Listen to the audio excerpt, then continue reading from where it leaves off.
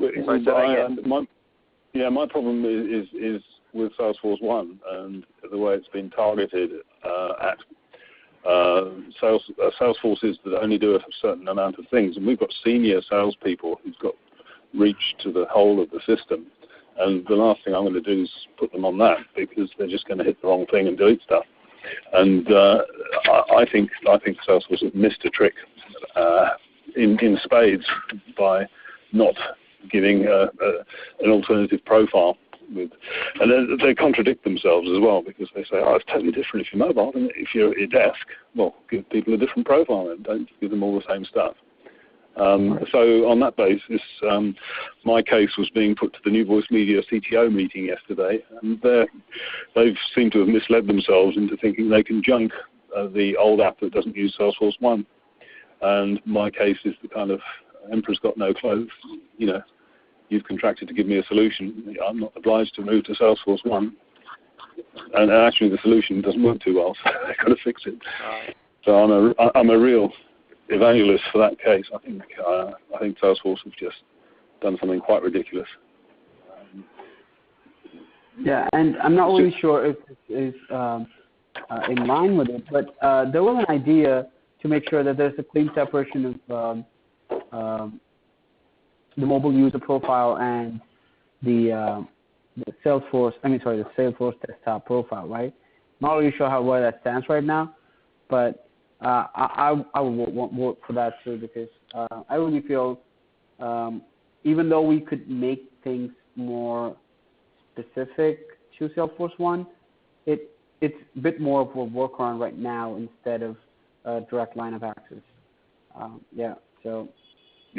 In fact, I'm still getting a lot of trouble with your voice quality, so I didn't catch quite a lot of that, I'm afraid. But I'm not quite sure whether you're thinking it's okay or thinking it's not okay. I'm thinking it's not okay too. Can you hear me now? Yeah. Yeah, that's much better, Shiv. Yeah, I agree. I constantly, when people say, so can we access Salesforce via the mobile? I said, yeah, you can. But think of it like sending an email on a computer with a keyboard and a mouse to sending the same email on an iPad to sending that same email on your phone, all right? With your computer, on your keyboard and your mouse, you'll do the paragraphing, you'll do the imaging, you might even do some bullet pointing and some numbering. Yep. On your iPad, you'll get rid of all of that nice look and feel, but you'll have a good amount of content. On your phone, it'll be short and sweet and brief. Now, so everybody thinks that way when it comes to email on the different devices. So why do we think that the same application or an application is the same depending on irrelevant of what device I'm on? So it should be that, hold on, I'm on a mobile device, so I get less fields on the page. Yeah, I get those. And we all know that we should design it so the most important fields are at the top, and in fact, maybe the mobile device is actually telling us, look, we don't want 20 fields on a page anyway. We should only have 5. If it doesn't fit on a mobile device, nobody's going to fill it in anyway. But there are instances where you do want to see the 20 fields on your computer, but you don't want to see the 20 fields on your device. Or you do want to do an action on your device, but you don't want it in your chatter feed on your computer.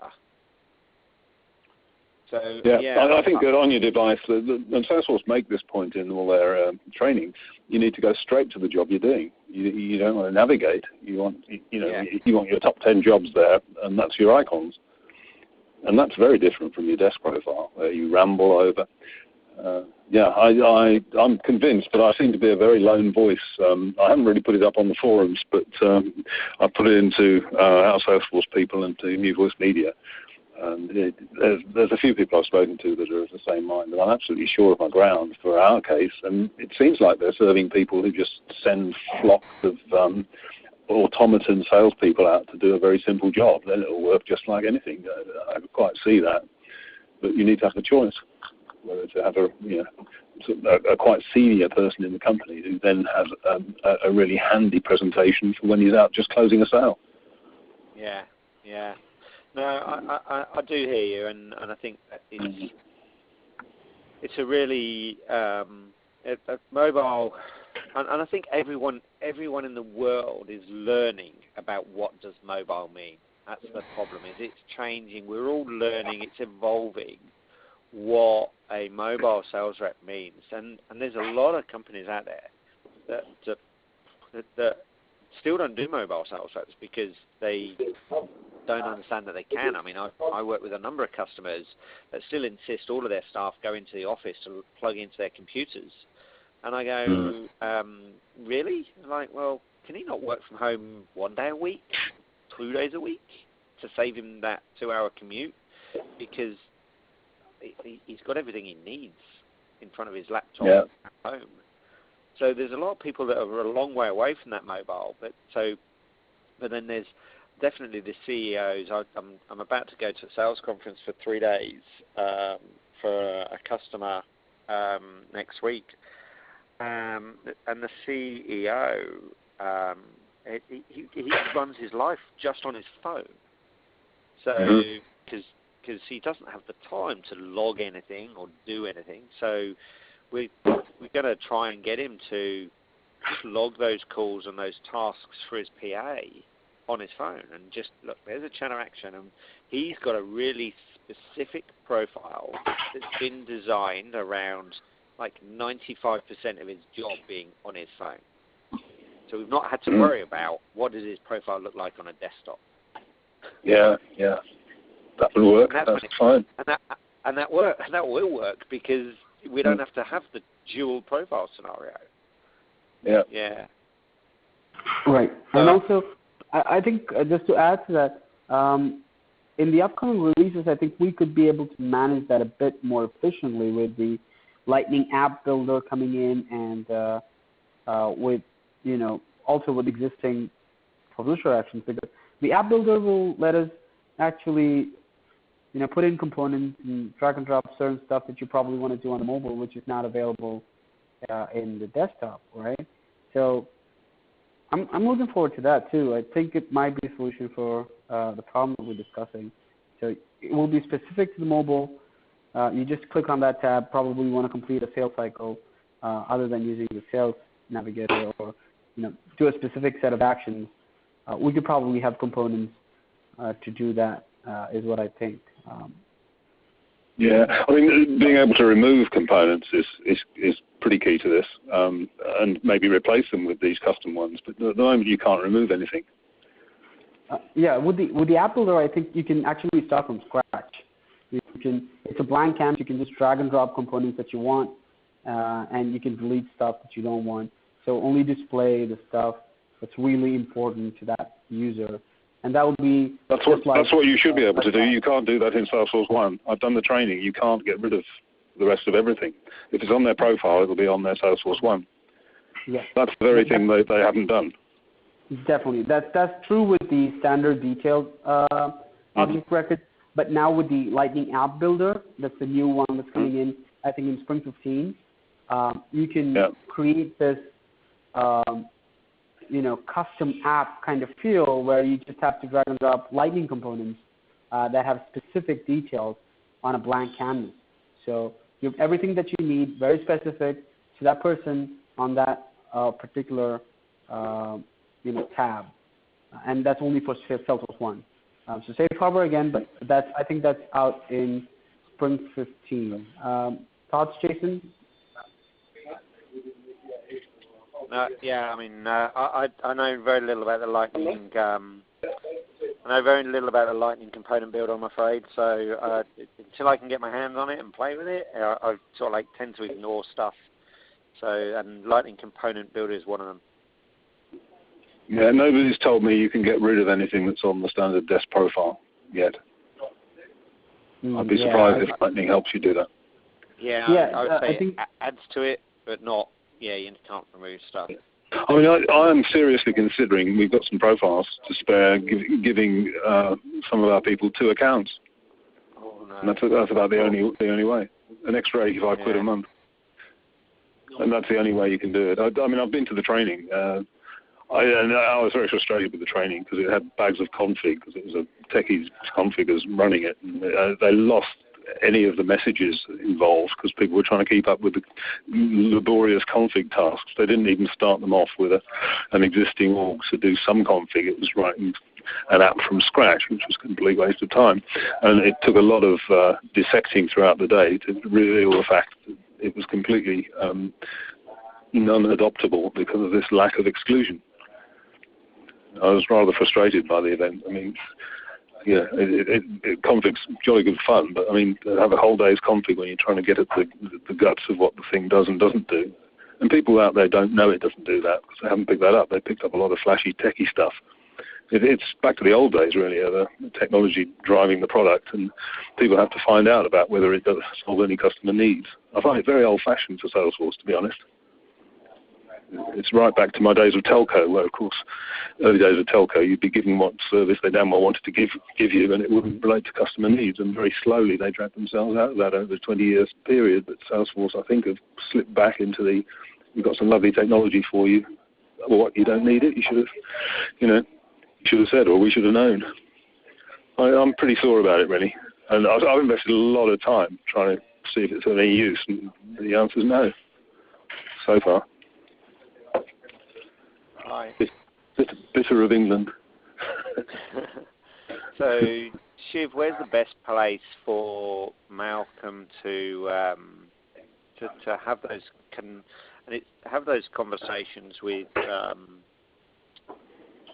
people without it coming across as like, yeah, it's just a one-off or whatever? I mean, where's the best place to voice? I would say the Salesforce One official chatter group on Success Community. Yeah. I think the PMs watch it very closely, so you can get a conversation started, and if you can post that back into the MEP officers, I think we can also jump in and add our thoughts and try to tag the PMs. I think that's how we can get the conversation started. Okay, well, I'll look that out now. I've got my ideas very, very clear, and I'm now in the position of major opponent in the UK, as far as I can tell, because I'm the only one telling New Voice Media not to junk their non-Salesforce One app. Mm-hmm. Yeah. Which is, I don't, as an instinct, I don't put my head above the parapet, but when there's a cause, I do. So I'll look out that chatter group and I'll put something, quite well considered, but quite firm up there. I have spoken to our account executive and a few other people, but nothing that has resulted in anything but a sort of "oh, never mind" sort of comment. Yeah. How many employees have you got? How many employees is your company? 30 going on 50. So that's going to be SMB type AE who's not going to take it much further than that. So. Yeah, and there's a really great network of Salesforce finance SMEs happening in the City of London. It's really amazing in its spirit. So I should probably go to the upcoming ones of those. I don't think I've missed one yet, and spread the gospel as well. Yeah. Yeah. Anyway, it's turned into a bit of a rant. Sorry, guys. No problem. Right. I'm just trying to find out the official group. And I'm trying to. I'll post it on the chat before, if I can find it before the end of the conversation today. Oh, that'd be fabulous. But yeah, I'll certainly look it up. I'll aim to do something official about this, not just sort of lick my wounds back in the corner. Sure. So, Shiv, how do we promote this better next time? I mean, I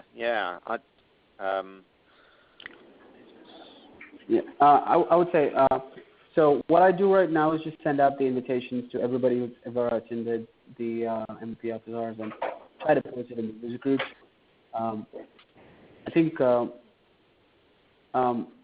my side, I think a better way would still be able to send it out to social media, because the US MVP officers has very good attendance. So we're clearly doing something or missing some steps. So I'm just trying to figure it out. If you have any ideas, more than welcome to. I mean, so maybe it's the day. I mean, Friday. It's effectively Friday night for us. It's now 7:00.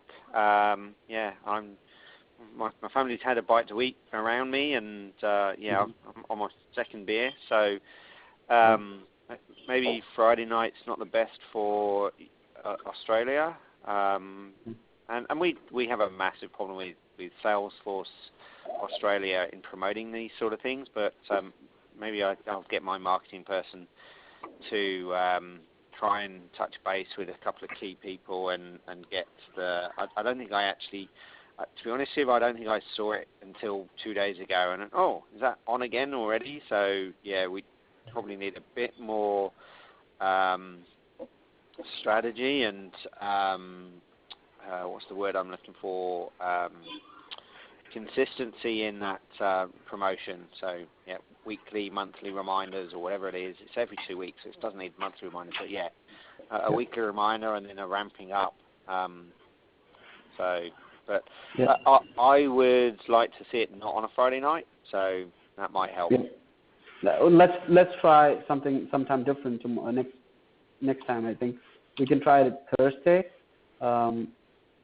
or a day before, and just try to see how the attendance varies. Yeah. And that sounds good to me. Yeah. That's good. All right. Lovely. Great. That's good. Awesome, guys. Okay. Lovely to talk to you. All right, and you too, Malcolm. Hopefully we can hear you again. Speak to you again sometime. Indeed. Great evening in your categories. Yeah. Bye for now. Thank you. All right. Take care, guys. Thank you for your time. Bye. Yes, sir. Bye. Thanks.